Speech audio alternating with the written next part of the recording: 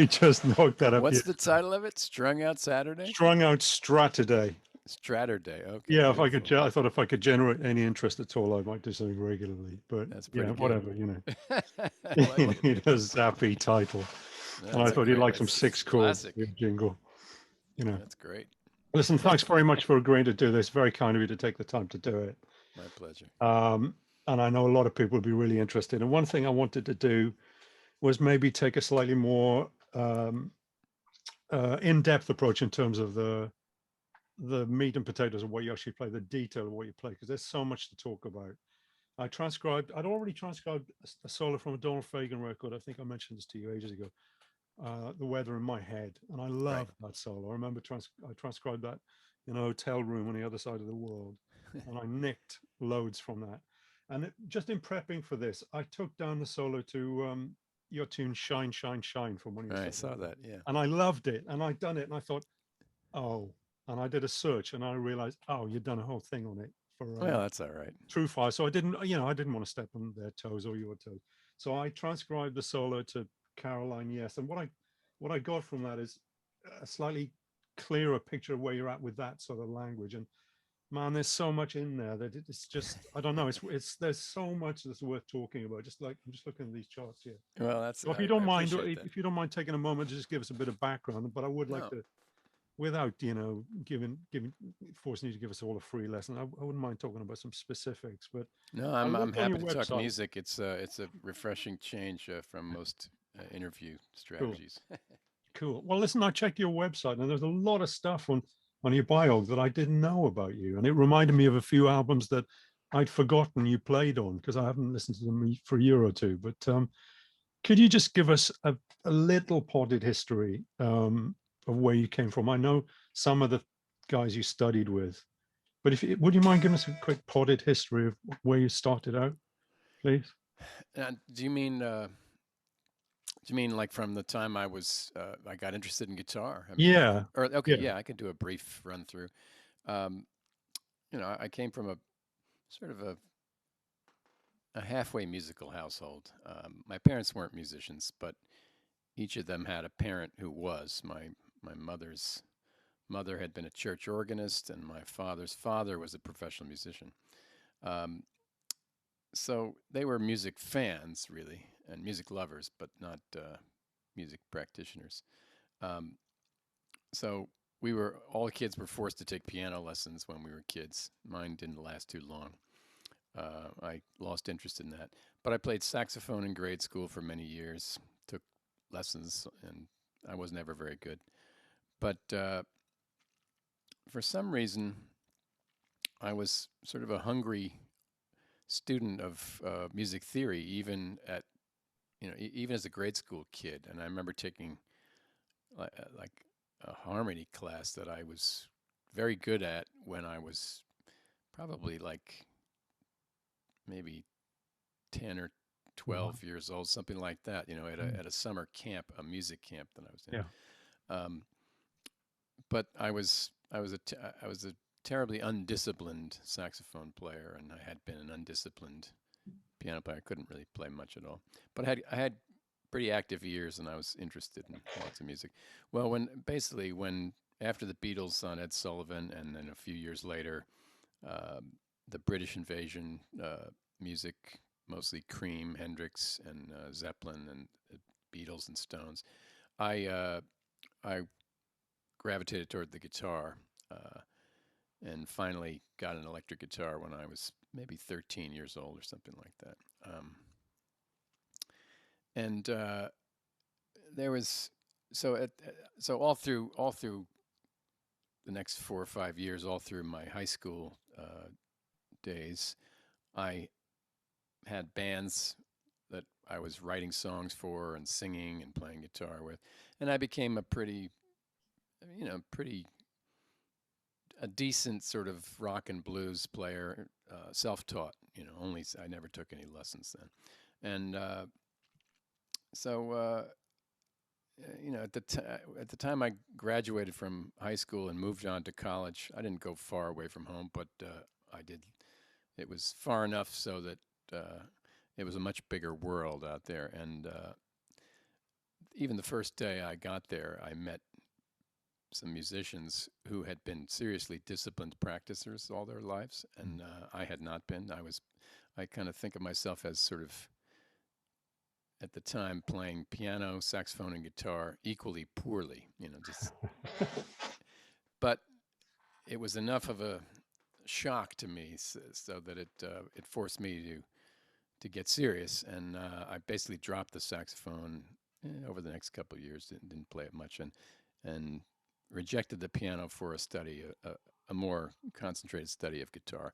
So then I first took my first instruction on the guitar was with a guy named Ted Dunbar in a class, not a private lesson. But he was a sort of a Wes Montgomery style thumb jazz guitar player, very good player. Mm.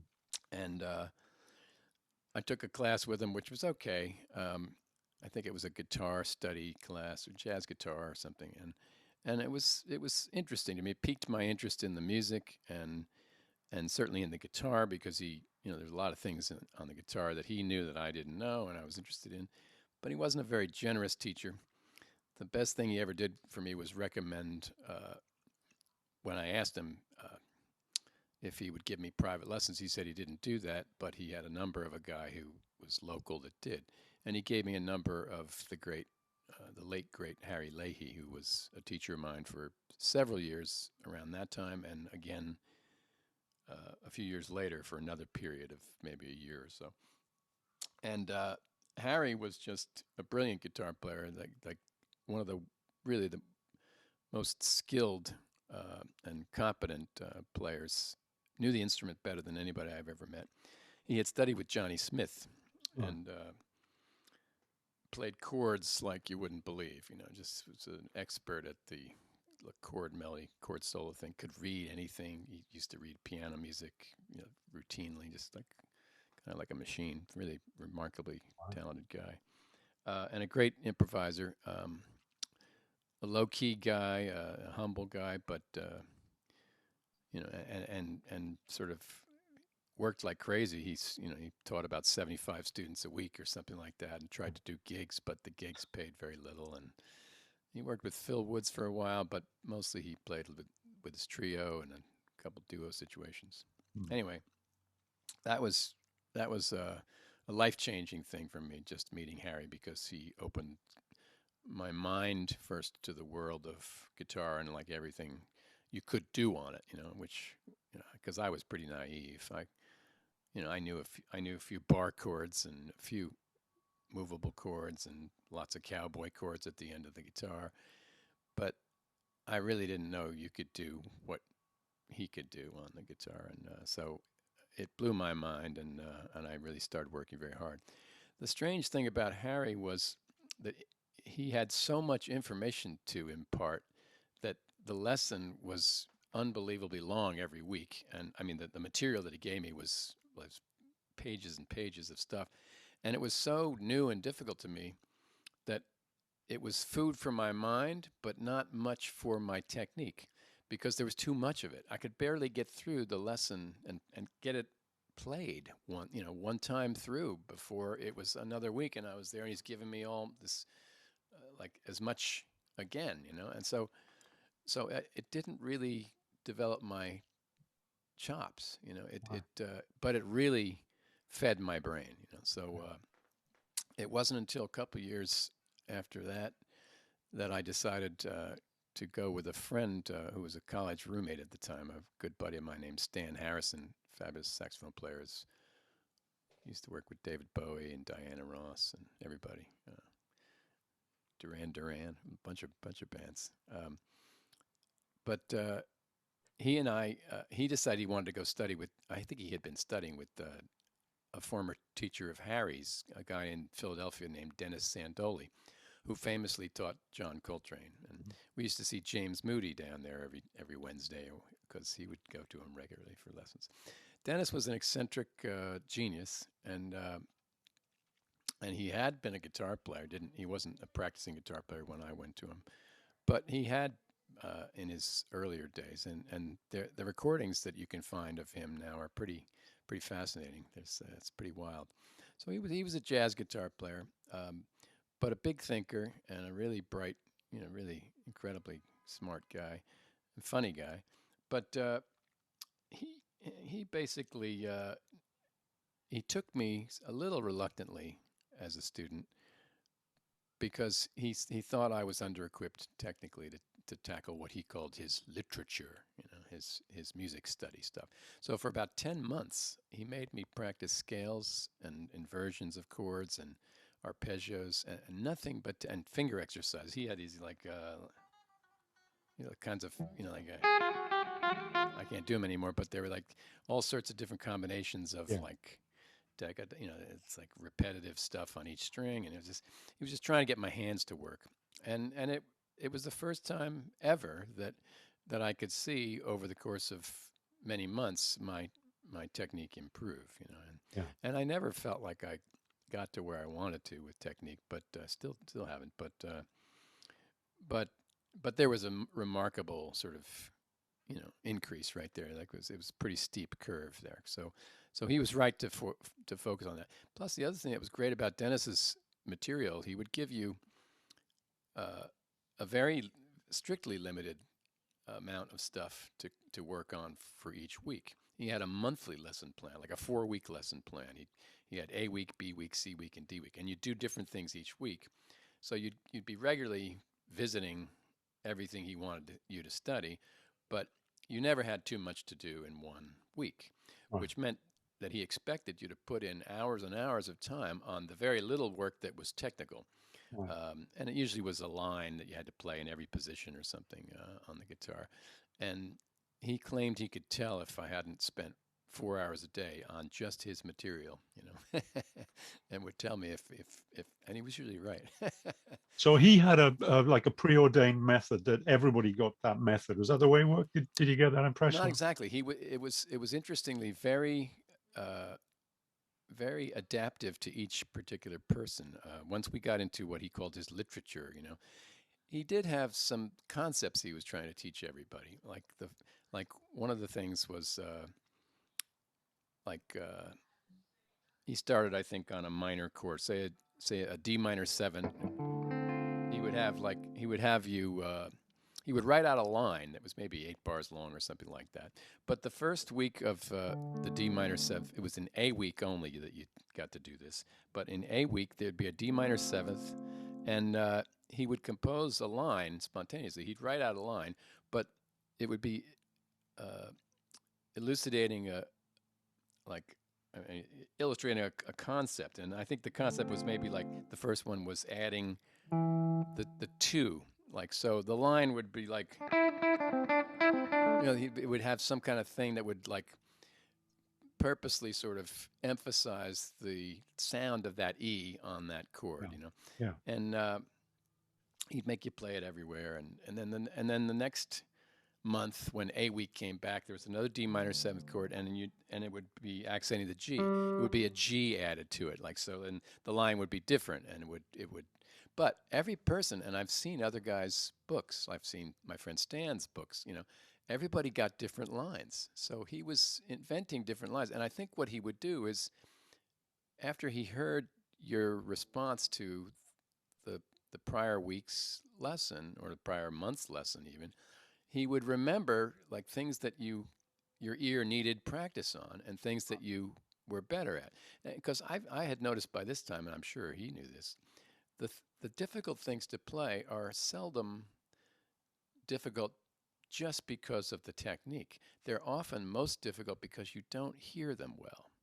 If your ear grasps the concept really well, it becomes a lot easier to play, because then you're playing with a kind of intention that you can't play with if you don't have that really firmly in your brain, in your musical brain.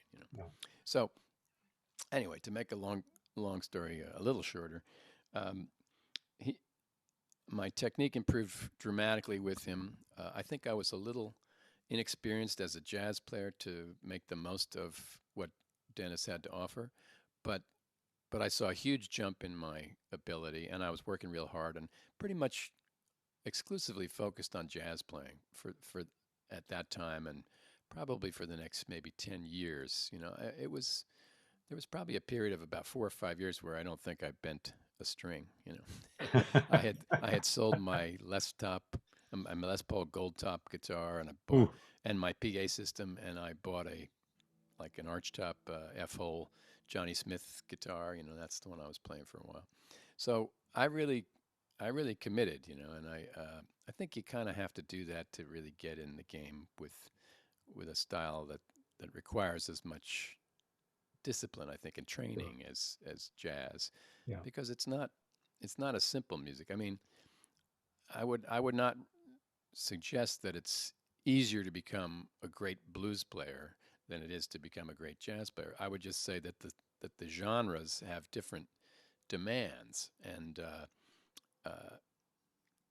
there is a lot more sort of raw material that you have to spend time absorbing if you're going to play, sort of most jazz music, compared to the amount of raw material that you need to sort of make your own, to be a blues player.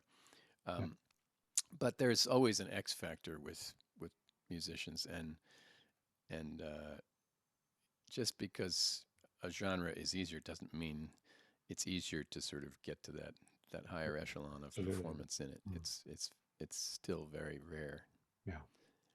Anyway, so that was through my college years, and a little bit after, and then when I finally got through with college and was living in New Jersey, uh, kind of looking for work and trying to figure out what I was going to do.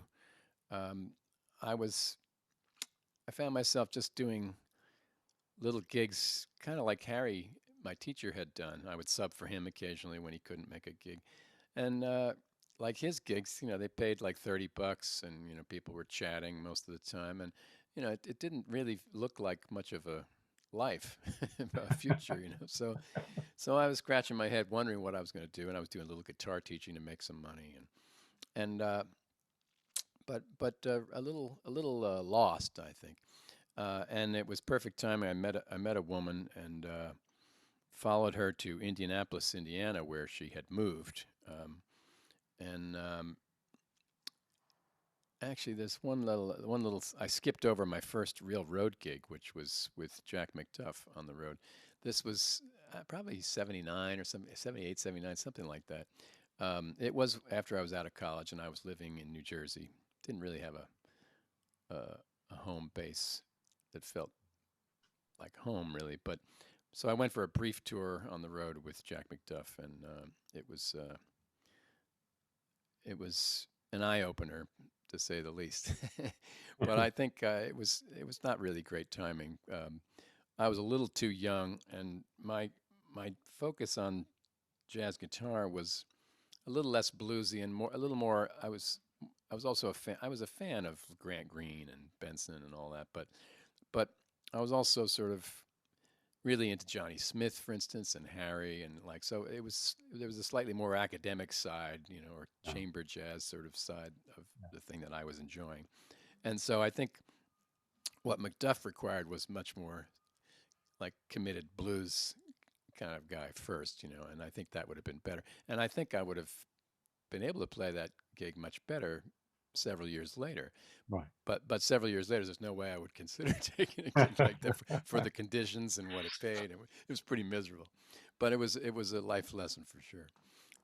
And Jack was great. I mean, he was musically fantastic, just Yeah. amazing. Yeah. Um, but So then I found myself moving to Indiana, and thinking I might not be able to make a living playing music, because I hadn't really been doing that much. And I found uh, quickly, I went out to hear some music, and I met a bunch of the local players, and there was a first string of top-notch musicians in Indianapolis, and they were very welcoming, which was a surprise to me. And I think just it turned out that it was a pretty good time for a guitarist who had a range of skills. I could play a little, could play jazz like a little bit. I could play, you know, blues, rock, pop, not much country, tiny bit. Um, but I could play with a conductor, and so turns out there was quite a lot of work for me, both in jazz clubs where I got to play with a lot of the guys who had played with Wes, because that was Wes's town. And he had died pretty young, so his brother was there. I got to play with his brother for a bit, Amazing. Buddy Yeah. Montgomery. Yeah. Got to play with Pookie Johnson quite a lot, who was a mailman, but still playing tenor saxophone beautifully. And he's on a bunch of those old West records too. And so, they were huge fans of anybody who was a fan of Wes's, which I certainly was. And so they were very welcoming too. So I had kind of a jazz life out there. And I also realized that there was some commercial jingle work. There were a couple local recording studios that did records for people, and so I began to bend strings again. I bought a couple solid body guitars. I bought some effects. I got a different amp, and I began to sort of groom myself to do whatever work was available. And it turned out there was quite a lot. So I spent 2 or 3, maybe 3 or 4 years out there. And also met a bunch of people who were studying at Indiana University, which was like an hour-and-a-half drive south of Indianapolis in Bloomington. Chief among them, my good buddy Jim Beard, who was at school there at the time. So when I met him, all the neurons started to, Oh yeah.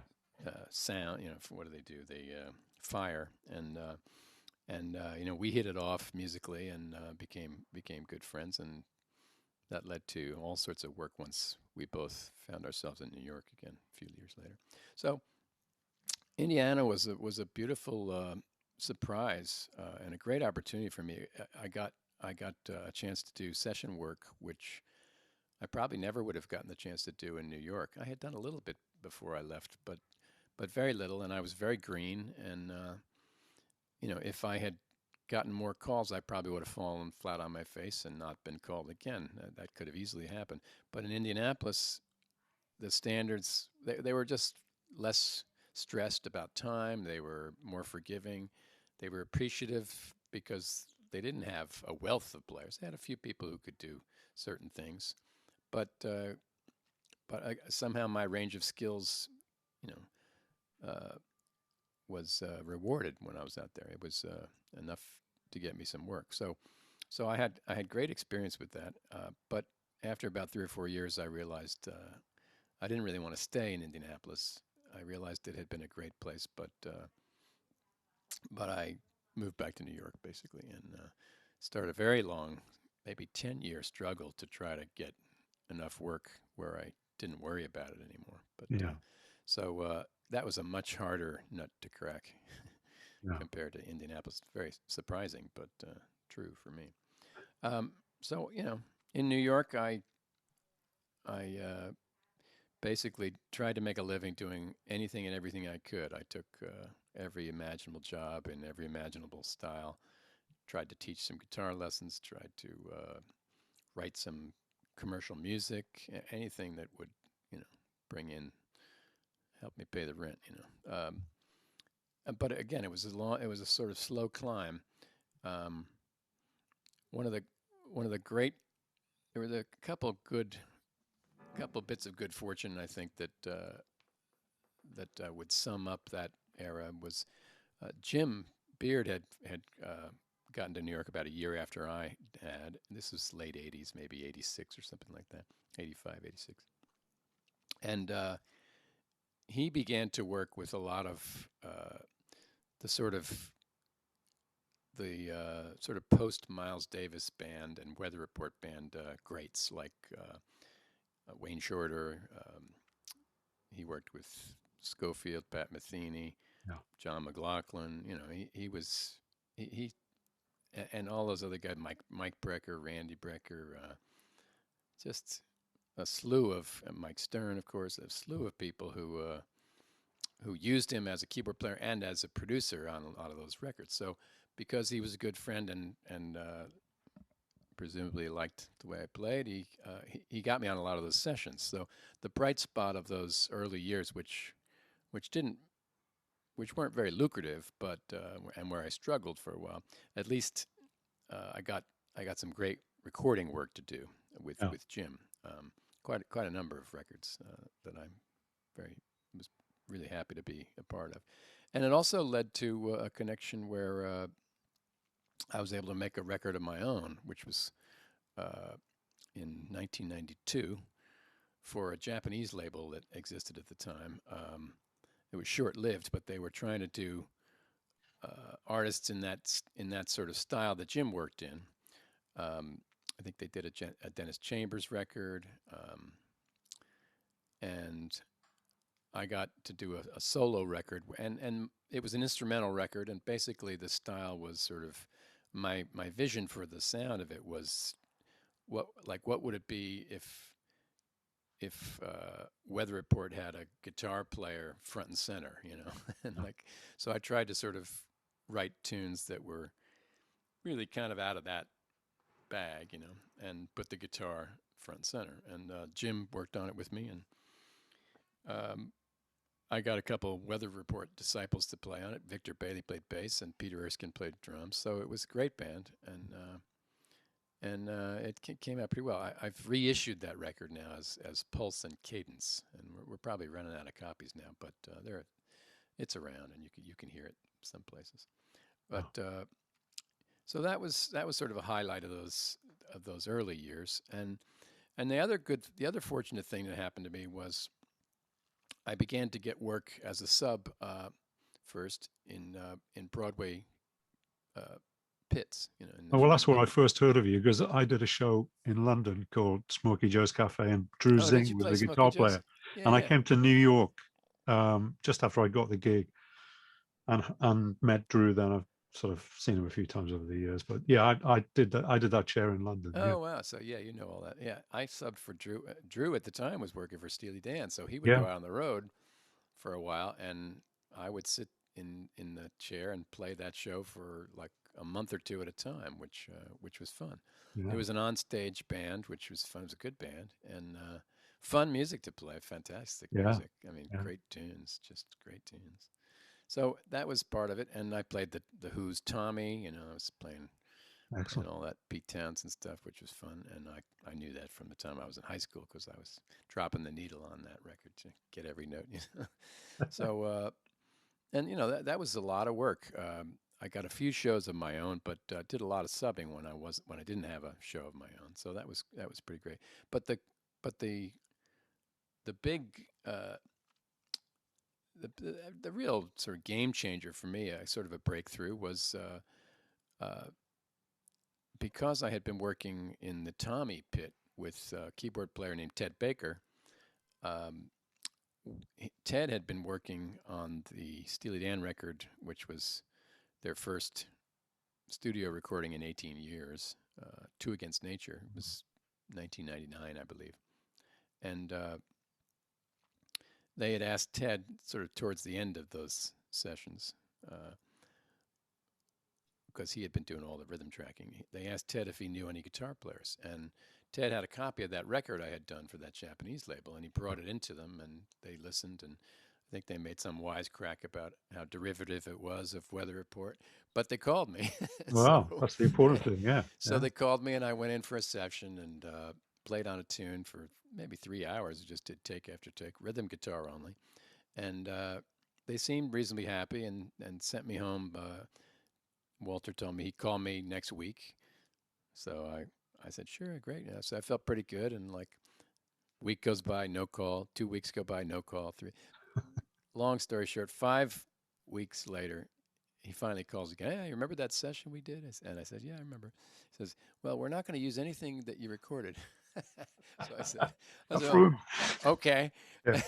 And he was just messing with me. And he said he was right. I mean, they didn't use anything on that particular tune. But he said, well, but we want you to come back and play some more. We got several more tunes we want you to play on. So I think I survived on 4 tracks. And the first tune, Janie Runaway, that my track ended up on the proverbial cutting room floor there. But for the other 4 tunes, I survived. And so that was a game changer, really, not because I played on those tunes, which was fun, but because somewhere during those sessions, they asked me if I'd be interested in joining them on the road. They were planning a big year of touring in 2000 when the record was going to come out, and would I like to play guitar? And of course, you know the answer, and that's been like 21 years now. Right. So that was a real game changer because once I had done one tour with Steely Dan, and that first year was a big one. We had the first thing I did with them was like a live two nights of recorded live concerts that were used as a big promotional vehicle for the PBS, the Public Broadcasting Network, and that was a big thing. And we did the Letterman show, the Leno show, so lots of TV. We did a VH1 storytellers series show, so a bunch of things like that. Plus, we toured Japan, we toured Europe, and we toured the United States. So it was a huge year for them, and I think they won Grammys that year as well. So it really sort of put me on the map as a touring player, which I had never done really before. I had done a little bit, but never this much, and never with a band that was that well known. So it directly led to work with Boz Scaggs, who has always been a big Steely Dan fan, and so that was fantastic. I loved working with Boz, and we did some, I think, quite soon after that first Steely Dan tour. At the time, Steely Dan was averaging a tour every 3 years or so. So it wasn't enough to live on, and I needed other work. But all of a sudden, the touring world had opened up a little for me. So after Boz Scaggs, I think I spent about 3 years off and on working for Bette Midler. Wow. So that was a completely different musical experience, of course, but a lot of fun, and I really enjoyed that. And then another Steely Dan tour, and then actually over the years, Steely Dan picked up the pace. Instead of every 3 years, we were working every 2 for a while, and then like more recently, it's been almost every year until the pandemic got in our way here. But and a couple of those years that we weren't working, I was able to work with a band that they called the Dukes of September Rhythm Review. I saw you guys in Vegas, with Drew Donald, Michael McDonald, and Boz Scaggs. Those are the 3 sort of front guys. Fantastic. It was fun because we got to play all sorts of music that weren't just the hits of the guys. They were the tunes that they grew up on and they loved. So we did a lot of Ray Charles, Chuck Berry, Marvin Gaye, all sorts of fun stuff. Great band, is that? It was a great band too. So that's we're getting pretty up to date there in terms of my playing history, basically, I think. Yeah. So I tell you what's interesting. I don't know how many. I mean, in the general sort of guitar community, I don't really know if people have a very broad idea what you're all about. Because just looking back at your biography, as I said, there are loads of records I'd forgotten you played on, like that Michael Brecker record. Now You See It. I love that record. I thought it was amazing. It's a great record. With really unusual tunes on it. It's really good. Some great, like that Bill Evans stuff he played on. Yeah, there's a lot of Bill Evans. That's interesting. That stuff, that sort of the other influences he brings in. But I think I don't know. I think people might think of you as a sophisticated blues rock guy, but you're all of it. Like looking at this blues language, just in these 2 solos I've looked at. That's another thing we should talk about. But it's all in there. This sort of. I mean, I think you're kind of. I mean, I'm not sure that the public perception is right. I mean, to what degree there is a public who knows me at all or my work at all. I do think that the Steely Dan job for me, at least, is a good fit because I do think it calls on the particular range of skills that I've developed over time. I mean. If you look at Steely Dan is nothing but a hybrid, of course. There's so many influences in their music making right away. But in terms of the guitar approach, seldom do you hear anything that sounds like a jazz guitar sound. It's usually rock and blues sounds. Contemporary rock and blues sounds. I mean, mostly like from 50s through 70s or something.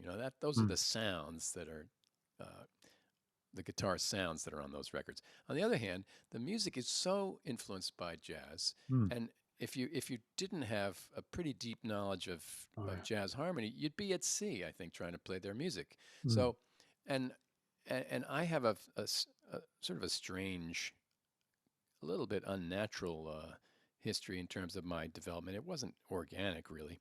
When I got to college and dropped, like when I sold the Les Paul, really, and stopped bending strings, you know, that's pretty radical. That was not a natural sort of development. That was a choice I made because I was kind of flipped out, and I say, oh man, I better get serious about this. And the way I chose to get serious was, uh, it was based on an interest of mine, but it was also a response to the world of jazz because I had a choice. I figured at the time I started studying with Harry. I also took a year of classical guitar lessons, and I was there were two ways to get deep into music via the guitar, and one was the classical literature, and the other one was jazz. You know, they're very different, but it's the same instrument at the end of the day. And I just had no chops with my fingers. I had already been a pick player. I was working, and always had been in the pop vernacular, and you know, and at least like jazz kind of informed that. Like, you know, you could a Stevie Wonder tune had major seventh chords, you know, and like had minor 7 flat 5 chords, you know, had 13 flat 9 chords. You know, this was I was interested in that, you know. I don't think if I had studied classical guitar, even though I was not inclined to do that, it would have immersed me in a different music, and it wouldn't have connected as much to, you know, the work that I did and my interests musically. So I think I made the right choice there. But it was still quite radical to give up the string bending and my whole history of blues and rock playing just to play jazz. But I fell in love with jazz too, so I got deep into it. And then at the other end, I realized I had to make a living, and that it would behoove me to be able to bend strings and relearn the blues and rock basics that I knew as a kid. And so that created this kind of strange hybrid, but it's a pretty good match for the approach that is required from a Steely Dan guitar player. So I think that's, you know, I mean, I appreciate if you hear stuff that you don't hear, you know, me play in Steely Dan, but it's, I would say that I've come out. I mean, if there's any way I've tried to, over the years, I've tried to sort of smooth the distinctions between my jazz playing and my blues and rock playing, and try to sort of, I was hoping to come out with one sort of coherent whole in terms of it's I mean, it's one voice, one. Well, I hope so. That doesn't sound contrived. It's one voice, you know. Well, I tried very hard to sort of get that to happen, and it didn't happen naturally because I used to be sort of a purist, and when I played jazz, I'd want a jazz box and only want to play with that sound. And then when I was playing rock, I'd only want to play rock music. You know, I was a huge Eric Clapton fan when I was a kid. Do you know, I was going to ask you that. Just look at some of these bends that you do in these sort of more blues rock things. I needed to ask you that, so I'm glad you volunteered that. Yeah. Oh, so much. Oh, yeah. Those Cream records just. Oh man, yeah. What taught me how to play guitar, really. And you know what else is really fascinating? And I this is powerful. I think you're, if you're paying attention, and if you're working at something like music during that age, I think there's something very sort of you can get an imprint, you know, at that adolescent age. I think, you know, when you're really falling in love with a style or a sound or a way of doing art. I think, you know, and at that time for me, the sound of the live side of Wheels of Fire, you know, the tone of the electric guitar on that record is in the live stuff has always been sort of like in the center of my mind. It's like that's the sound I kind of want to hear, you know, and want to go for. And I'm not sure I'll ever get it or ever got close. You're there. But I love that sound. You know, there's something about the sustain of it, and you can hear the room. I don't know whether it's the hall or whether they put reverb on it or what, but it's beautifully done. And but it was Clapton's taste to, at the time at least, he liked a darker sound. He liked the Gibson with the tone rolled back, and Yeah. but it's just the perfect amount of drive, and it just feels so good. He's so in it right Yeah. then, Yeah. So I just fell in love with that, and to this day, it's still sort of my sort of uh, my sort of reckoning point, for like, okay, what is this a good sound? That's kind of what I aim for somehow. Yeah. Spoonful, the sound of that tune, Yes, Spoonful. I mean, oh fantastic. man. Yeah. Oh dear. That's so beautiful. Yeah. I know, I love it too. It's gorgeous. It's sort of violinish, a little, and maybe it's something about the saxophone too. Because I grew up playing it, and I like the vocal quality of it. Yeah. That's why for me, like an amplified guitar was the sound I really fell in love with. Even though I spent many years playing jazz guitar isn't the same that way. The typical jazz guitar sounds are clean, and they're usually with guitars that are set up with heavier strings. So there's a very precise attack, but a quick decay. They're not vocal like a violin or a saxophone. They're not like a horn at all. No. They're much more percussive instruments, more like a piano, really. Yeah. And but the amplified guitar, when played with a certain kind of sound, like those beautiful Clapton sounds, it's like a vocal. It's Yeah. much more like a vocal. So Well, I wonder if those some of those guitar players that you mentioned earlier, like Mike Stern's sound and John Scofield's sound, that's stepping in that direction. I know Mike Stern Oh, uses absolutely. No, Mike distortion too. a lot, and Yeah, because he steps Sco on uses the overdrive. overdrive. And, Yeah, yeah, yeah, they know that world, and they love that world yeah, too. yeah. And their sounds are not traditional jazz sounds, Definitely not. even though they're steeped in the tradition and a lot of. And Mike plays standards all day. He loves that. Yeah, But his sonic approach is quite different. I mean, I think that was sort of post Pat Metheny, and that, and Pat changed it too. Although Pat is sometimes can sound like beautifully like the classic jazz tone tradition. He can play that way and does sometimes. yeah, yeah, But the with Mike, the effects that he always plays with, that's, and he's got a lighter setup so that he can still do the bending, and yeah. clearly he was a Hendrix fan. He can sing. I don't know if you know that, but like I've heard him sing and play Red House. You should hear it. You're joking? Yeah, No, really? no, he Oh sounds man, really that's good. amazing. I had no You idea. have to hear him.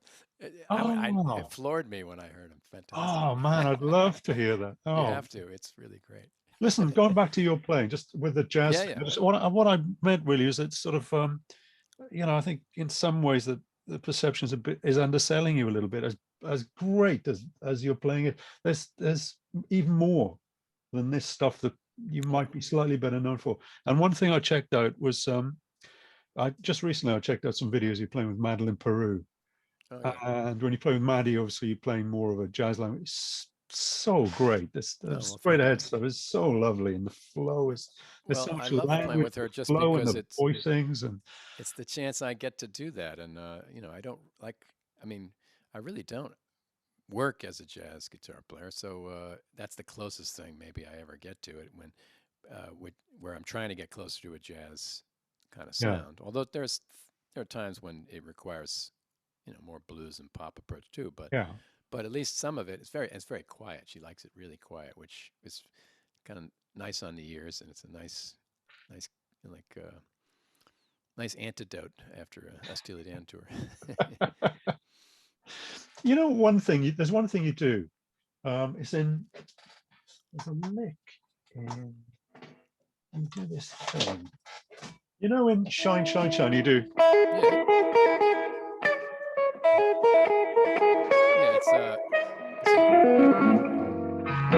Yeah, it's on an F sharp seventh chord. Yeah, yeah. Where did you? What? Yeah, and then you finish up. Which what's? Yeah, with the Yeah, they're all pull offs. Yeah, yeah, I yeah. can tell you where that came from. Actually, it's Yeah. interesting. I find it interesting. It's a fun story for me. When I was struggling to find a way to play the Steely Dan solo on Peg, you know, the Yeah. Jay Graydon. Yeah.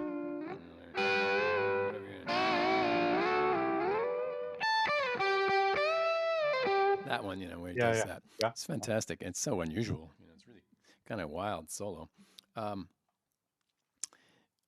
I wanted to get. I knew I wanted to play with the same sort of sound. You know, I wanted to be in the sonic ballpark to be true to the original, but I didn't want to be locked into playing Jay's solo, and it's very hard. It's also a little strange and not quite natural to me, you know.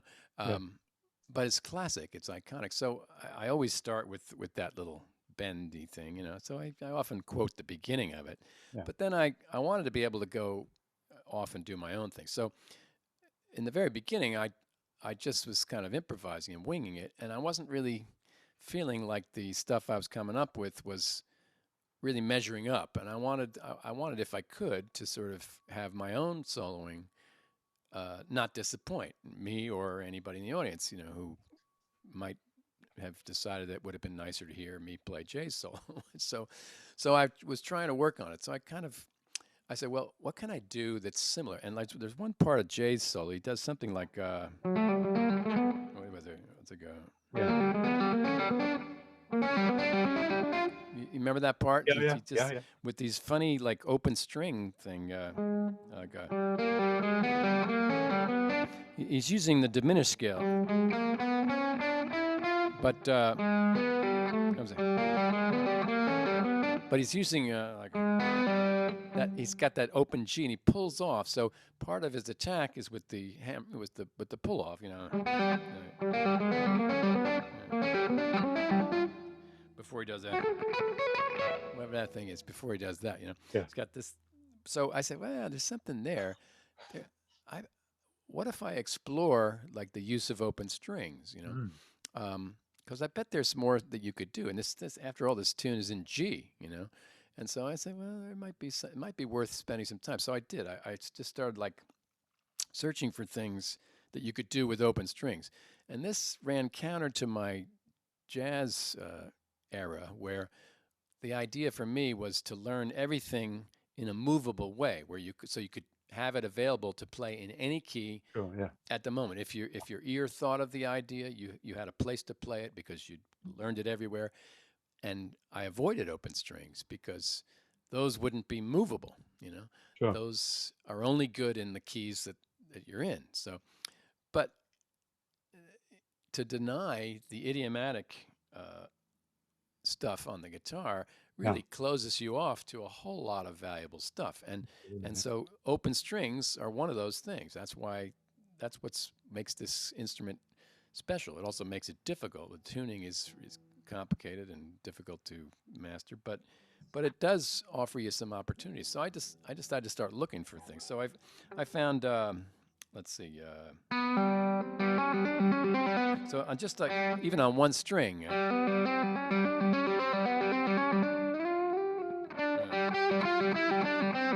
You could play anything on a scale or all that stuff is kind of expressive.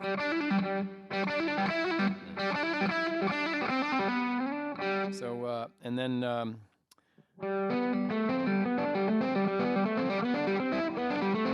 you could do the same thing Jay did on a regular G scale, or in the key of G.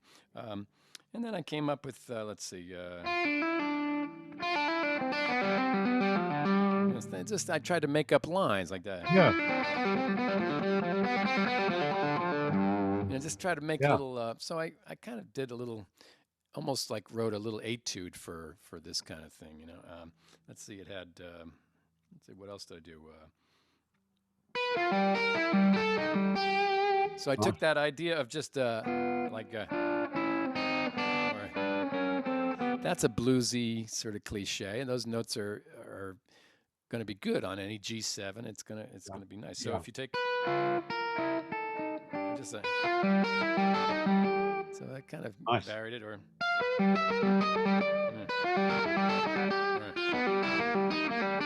So you get all those open G's in there, and they're kind of, there's something that's like unusual about them. They sound sort of, they're easy to play, but they sound kind of a little flashy, as it goes a while. So let's see what else.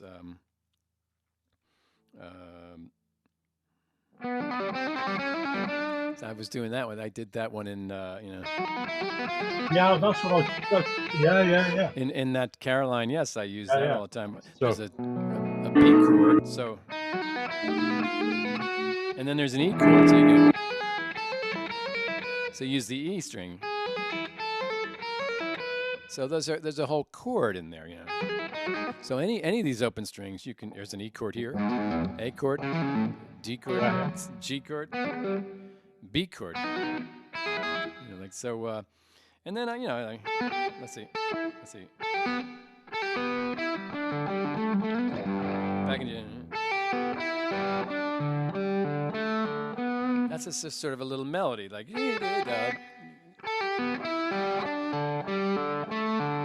So in the key of G, you have many open strings. So there are things you can do with all of them, like. Sorry. That's a nice one, and so. Let's see, and then I started looking at other keys,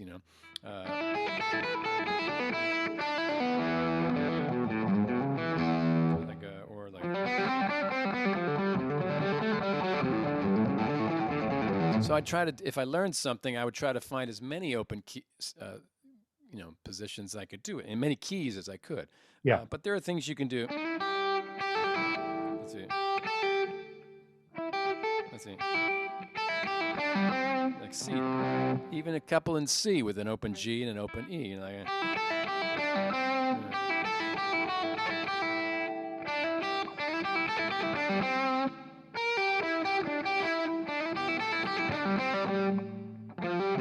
And even in D flat. No, sorry. It doesn't work there, but like in E, for instance, E minor or D, again, A. Those are things. So I just tried to sort of find as many of those as I could, and invent as many of those as I could, and hoped it would be able to, sort of give me some kind of fun ideas that would fit the mood of that solo, and I've used some of them, so I like that. I mean, I think I've heard you use some of that stuff on other. Maybe I might think of Bodhisattva. Maybe I think I've heard you. Probably, yeah. Some of that stuff. That's a hard one. Yeah, probably did that too. Sure. Yeah. I mean, it's flashy. It's not too hard to do. It's a left-hand technique, and so you don't have to coordinate the two hands. As much. It's hard. Yeah, I remember using it on 13 Feet of Rain in key of E. That's it.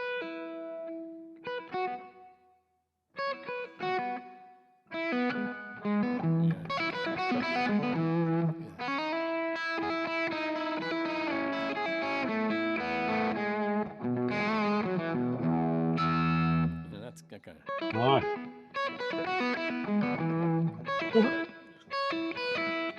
Sorry. That's that one. That's fun.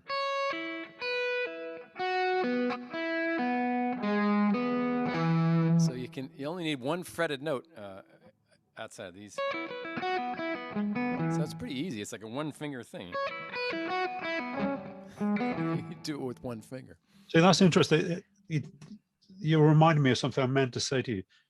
Just the way you're conceiving of it is very telling, I think, because you can say it's easy, but you still got to put the time. I'm looking at another screen, by the way. I probably look like a lunatic, like I'm looking. No, that's all right. You're on my big screen, but it's interesting to hear the way you conceive of it, because if you don't take the time to work out the usefulness of it, where you can really apply it, you're not going to get anything out of it. So it's you're a very thoughtful play. And one thing I wrote in my notes here, stuff to talk about, as if we'd be stuck for stuff to talk about. But I did an interview years ago with Brent Mason, a Nashville session player. I love Brent. And he told me a story about Jerry Reed. He was telling me that Jerry Reed used to refer to himself as a guitar thinker, not a guitar player. And Jerry Reed came up with those. They were brilliant, like brilliant ideas. Right. What's that breakdown thing that he played? All that Jerry Reed said. It's all very thoughtful stuff. And I thought the same thing, and just taking a deeper dive into your playing. And obviously, I've seen a lot of your work with the solo guitar thing in the last year or so. Right. But it's a deliberate. It feels like a deliberate effort to mine your approach to music till you get to the point where it's deep. Basically, you've crafted a style that's got so much stuff in it. Well, one thing I think what you just said made me think of, and I think it's advice that once I began to follow myself, I think was really helpful to me. And I'm getting to it from when you're saying things like I persevered with some of these ideas. After finding that you could do that sort of thing, not just stopping with the realization, oh yeah, you can do that, but finding particular ways to sort of make it work in different songs, and I guess this one little nugget of advice that I think is probably the best thing that what served me the best in the last probably 30 years or something is compose what you wish you could improvise. In other words, rather than waiting, like if I could have waited, if I'd never spent that time exploring and inventing like actual musical ideas that I think one could use in a song, if I hadn't done that, but just realized the concept, okay, I get it. You can do these things with your pull-offs and open strings. If I had waited, to sort of invent this stuff on the gigs, I don't think it ever would have happened, or might have hinted at it, but I don't think it would have been as available to me as a technique. And I'm not, although I have no objection to it. I mean, I don't object to a scripted solo that somebody actually composes and decides to use and play. I mean, many people do that, and it's fine. But even if you're just trying to improve your improvising on a song, it seems to me that if you take that solo section that you are not happy with the way you're playing on and compose something that you wish you could have improvised and really learn it so that you can, it really cold, then do it again. Do the same thing on the same song again. Compose something else you wish you could improvise. Yeah. And then maybe take the third time, take half of what you came up with the first one and half of what you came up with the second one, and make a third one that's nothing new, but just the ideas that the first two yielded, Mix and match them, then switch the orders of things as much as you can, or change something, then do another one. I mean, what happens when you do this many times, eventually you start to forget what you wrote where, as you start to mix it up. Yeah, and right. you're teaching yourself so much about what that tune requires to play well on it for your ears, I found, much to my amazement, that songs are really different. And the things that you can play on certain songs, you can't play that stuff on any other song. It's just, it's a lot of times the demands are very unique in a particular song. And until you really dig into start trying to do this, and I try to do it off the stage so that I am better prepared when I am on the stage. And what you learn are like I said, you learn the parameters of the song, what types of things work, what strategies are going to work, and what don't, and you avoid them just because you've learned something by then. Even if you don't play anything that you've come up with intentionally or consciously memorized, it's fed your brain and your hands, and it's steeped you in the world of what works, on that song. Yeah. And that's so valuable to me that I think it's the best thing anybody could ever do, And I mean, when you think of like playing on rhythm changes, like jazz players playing on rhythm changes at tempos like, oh yeah, I mean, you can't think that fast. Nobody's thinking note to note, and they're probably not even thinking 4 notes to 4 notes. They're probably thinking in whole chunks. I mean, if they're thinking at all, I think it's much more intuitive. But they've memorized you know nobody can play giant steps at breakneck speed or rhythm changes without having spent a lot of time composing what they wish they could improvise. Absolutely. You know? Yeah. And then it's a question of free associating among all those ideas that are saved, and hopefully like some happy accidents that lead you to new territory and some sort of new skill that develops that allows you to do this stuff, some new stuff intuitively. But Yeah. even the greatest players, you can find them playing the same thing. You hear the same lines. Charlie Parker, you hear Charlie Parker play the Don't same go things train. in the same keys, Mm. train all the time. You know, Mm. this is part of the thing. You can't expect not to have that happen, and it's okay. I don't mind it. It's okay. But I think again, the way you get there, you can't just expect it to happen naturally on the gig. You have to put in the time and the work, and a lot of that is composing what you wish you could improvise. Seems to Yeah. me the best way to put it. So Yeah. Listen, just to take a left turn, just thinking about the sort of blues language that that you use in your own, well, in everything you play, really, is these kind of you're using a lot of classic stuff. Is any of this recent research, or is this stuff that comes from the things you learned to listen to rather when you were a kid? probably the latter. You know, I think. I mean, it's funny. I I would have to say probably my favorite blues player is Albert King. Yeah. Um, but I was a huge fan of Eric Clapton, as I said, when it was Cream era stuff, you know, and that's what I cut my teeth on. You know, I was Yeah. really trying to learn every note on those records, and you know, lots of Hendrix and um, yeah, I think most of it is sort of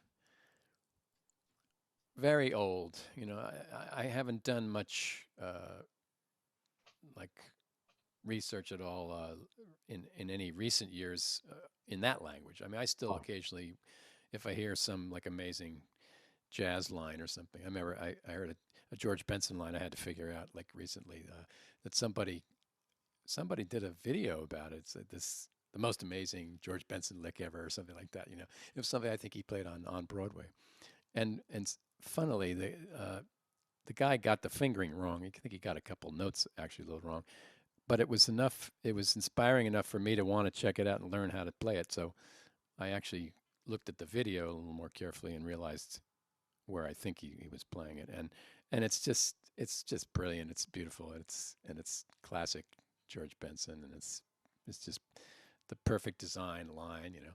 And so every once in a while, I can't resist, and I have to figure something like that out, you know. But no, I haven't done like if I hear a great Albert King record, I'd listen to it. I don't try to sort of imitate it anymore. You know, I just you know, I listen to it. So you were talking about the George Benson thing you worked out recently. It's quite Oh interesting. yeah, I mean, One of I your was going to say, sorry, come on. I just was going to say basically that no, I don't do a whole lot of transcribing anymore, but every once in a while, I'll hear something and my ears will perk up. I say, "What is that?" So I did have to figure that one out. So it's pretty great. But I don't do that with an Albert King record. I just listen to those. I suppose it's the key bends, isn't it? It's the key sort of thing. Yeah, and I'm not sure you can ever really get it right with a guitar like this. I think it does help actually to have it strung upside down and like Yeah. you know he's bending like you know like and you can get farther that way just because gravity's on your side. You're not like, and I think muscularly it's easier to pull down than it is to bend up, especially from that side of the string. So, but Yeah. from that side of the neck, I mean. Yeah. Um, who's the guy that Doyle Bramhall? I think kind of does that, you know, Right. and because I think he's set up the same way, right? I mean, I don't know. Don't I know. think he is, yeah, But and it I think looks to have that's some why of he gets a more. I think it's more authentic sounding, you know, those bends, you know. But I'm not after, you know, that kind of, you know, attempt to imitate that. no. I just still find him the most compelling guy. Yeah. I mean, what's truly amazing about Albert King is that is the small number of or the small amount of actual sort of material or vocabulary, Yeah. and yet the immense sort of power and effect he gets from it. Oh, You yeah. know, I mean, and that's just the X factor of charisma. You know, some kind of instrumental charisma the guy has. It's just unbelievable. That intro to Blues Power, do you know that? I'm not sure I remember it offhand. No, That's but you love it. It's just a blues in G. It's I'll have to check it out. just you just need to know the intro. It's amazing. Yeah, that makes a lot of sense. There's some crazy stuff. I've got to ask you about this lick. See if I can play this lick. This is from Caroline Yes. So you do this.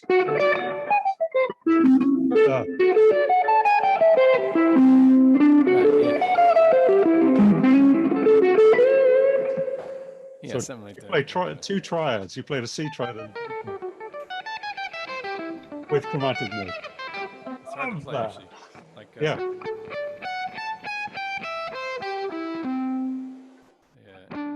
That's the. Are you shifting it? I think I'm playing it that way. I'm not sure. Like, yeah, probably. I know I was playing it, and then like I think there, and then I think it's a real shift.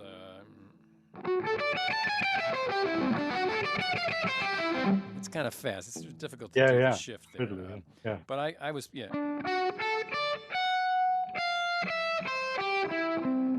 so I was playing the D chord here and the C chord here. Yeah. So you can keep going. I mean, but yeah, I mean that's one of those things where I mean you can imagine like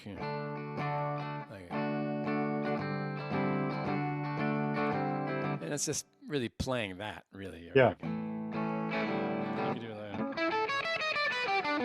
You can do it in A too. You know, it's just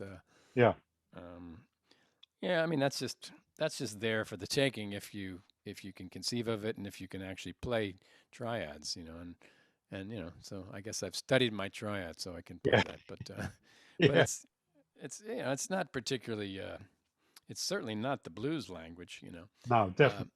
But it's not really jazz. I guess it's more from a jazz world, but it's not really a jazz line either. It's just sort of something you can do. Yeah. If you look for it, and you know, that's what if I end up studying raw materials, I'm usually finding a way to try to, you know, make use of them. And you know, so if you're studying all your triads, you know, like it helps. Then you can go. You can do that, you know, or you can do that, you know. Just if you see that stuff, it can give you ideas, you know. Yeah. I mean, that just sounded like a very jazzy triad pair to me, with a really artful way of linking the two triads. That makes me. Well, it's just a chromatic linking, right? So you get on the downbeat. Great, classic. It's just you've written a classic. It's great. But that, you know what that makes me think of? You know, in bebop kind of things where you'd be playing, if they're playing like bebop scale, a lot of guys play.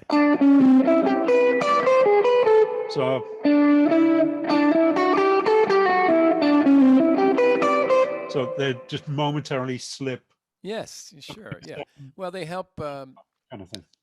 The half-step things will help you get the right notes in the right positions rhythmically because they work better that way. I mean, when you can, as a jazz player, you often learn that the destination points of chord changes are the important spots to land on, you know,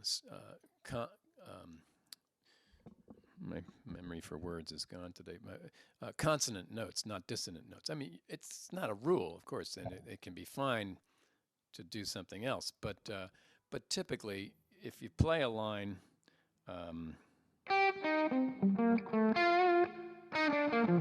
you can guess what those chords are, and from where I'm putting them in time, you can tell once you hear. If I start on the down, you can hear that it's a chord progression like that, you know.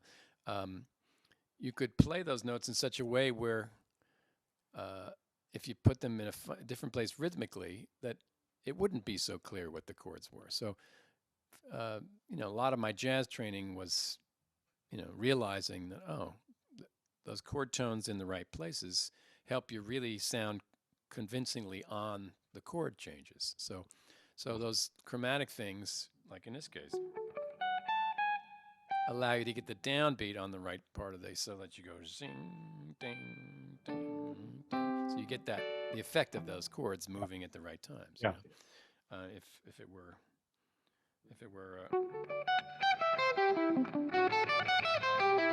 it'd be interesting too, but it would be, you'd be playing with something else. You'd be playing with a rhythm that cuts across the straightness of it. That might be better. But, no, I don't know. I think I love that. But there is something even just about the chromatic connecting notes that is interesting sounding, because they're notes that are a little foreign. They're usually out of the key, but they so nicely sort of create direction and line. So I mean, that sensitivity's got to come from all those years you played without bending. It's a sausage. Yes, it's a jazz thing. What you put in is what you get out, isn't it? Yeah. You spend all that time with that. That's in what you do. Yeah, I think it's so. Going to be there, whatever you do.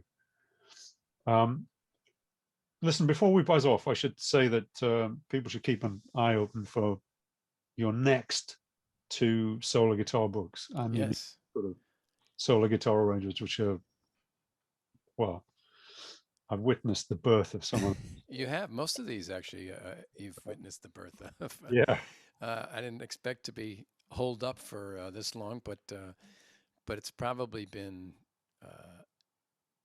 10 months that we've been doing those things, because I have over 30 arrangements, and I do 3 a month for the workshops only. I've done a few extras when I'm sort of fired up to do some, but basically it's been about that, like 3 every month for about 10 months. So that's 2 books worth, and they are forthcoming. We're working on them right now. So yeah, I mean, we'll put a link to your website when we get this out on YouTube. But have you got any plans to do any more gigs with Jim Beard? Yes, we've been trying to meet occasionally to sort of make sure we stay in shape on that music that's on the record, and some other stuff that we were doing live when we were able to play live. So yeah, we hope to resume. We don't have anything booked, but we just found out we're definitely not going to be doing the summer tour that was scheduled. It was originally scheduled for 2020. It was a co-bill with Steve Winwood, which we love doing. It's been postponed yet again till 2022. This summer. Sure.